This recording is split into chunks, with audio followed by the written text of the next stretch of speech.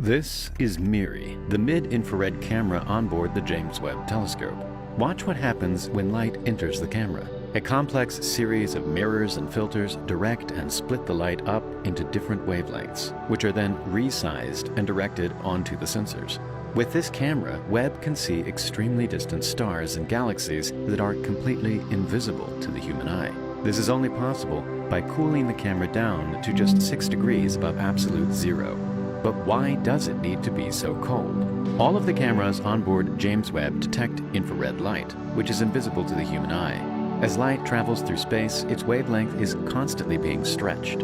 If something is far enough away, the light will be stretched so much that it is no longer visible by the time it reaches us. This means there is a physical limit on how far we can see into space. Since MIRI's sensors are made from arsenic and silicon, it can detect this super-stretched infrared light and see beyond that limit.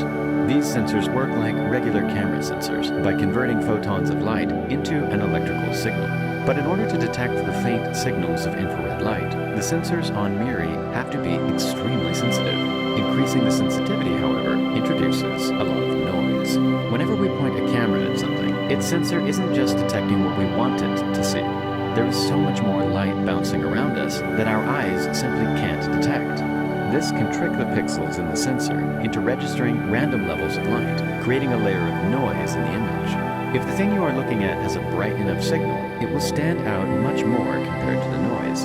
However, if the thing you are trying to image is faint, like the infrared light from a galaxy, you'll need to increase the sensitivity of the sensor, which in turn will drastically increase the noise. Since Webb is detecting infrared light, the problem gets even worse. Every object in our universe emits heat energy, some of which is in the form of light. Most objects aren't quite hot enough to emit visible light, but they do emit a lot of infrared light. Because of this, James Webb itself would emit so much infrared light that its sensors would be completely drowned out.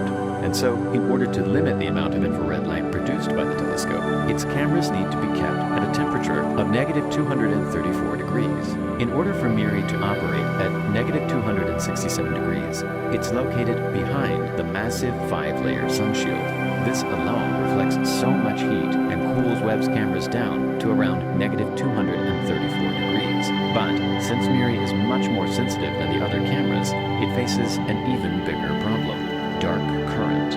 This is where the atoms inside the sensor itself vibrate and mistakenly register a photon of light, creating more noise. Since temperature is just a measure of how fast an atom vibrates, lowering the temperature will lower the vibration, and therefore reduce the amount of dark current. Even at -234 degrees, the vibration of these atoms would be too much for MIRI's sensor, and so they have to be cooled all the way down to -267 degrees, just 6 degrees above absolute zero. But how did NASA take these sensors all the way down to -267? The cooling process all starts here at the bottom of the telescope with a device called a pulse tube. Inside these tubes are 2 pistons which move back and forth to compress the helium into the pulse tube.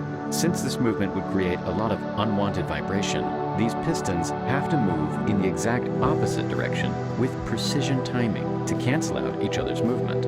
These pistons move very quickly, just like a speaker, to create a low-frequency sound wave with a frequency of 30 Hz. This sound wave travels down the tube and gets compressed once it reaches the end, creating an area of higher pressure. Then, as it bounces back in the opposite direction, it expands, creating an area of low pressure before being compressed once again. If the next wave is sent out exactly as the previous one returns, it means the frequency perfectly matches that of the tube. This creates a standing wave where the areas of high and low pressure remain in the same place. By tripling the frequency, it causes the waves to combine and create a stationary wave with multiple areas of high and low pressure. Since temperature and pressure are related, this also leads to areas of high and low temperature. This alone wouldn't change the overall temperature because the hot and cold parts simply cancel each other out. But if there was a way to extract the hot parts, then the temperature would start to drop. And so, 3 heat exchangers made of thin metal sheets are placed at the points where the hot and cold gas meet. These allow the gas to pass through whilst also absorbing some of its temperature, causing a heat gradient to form. the heat from the hot side is pulled out and sent to the radiators via a heat exchanger. Then, the cold temperatures on the other side are also drawn out. This causes the temperature to drop from 27 degrees all the way down to negative 256 degrees at the final heat exchanger. But how is this used to cool the sensors located at the opposite end of the telescope? Next to the pulse tube is another set of pistons that compress helium in a completely separate line of tubing. This line passes through the cold parts of the pulse tube's heat exchangers, cooling the helium all the way down to around negative 256 degrees. But still, the helium isn't quite cold enough. From there, the helium goes on a long journey, winding its way up through 10 meters of thin tubing until it reaches the cold head assembly. Inside, there is another heat exchanger and a tiny hole less than 1 millimeter in diameter.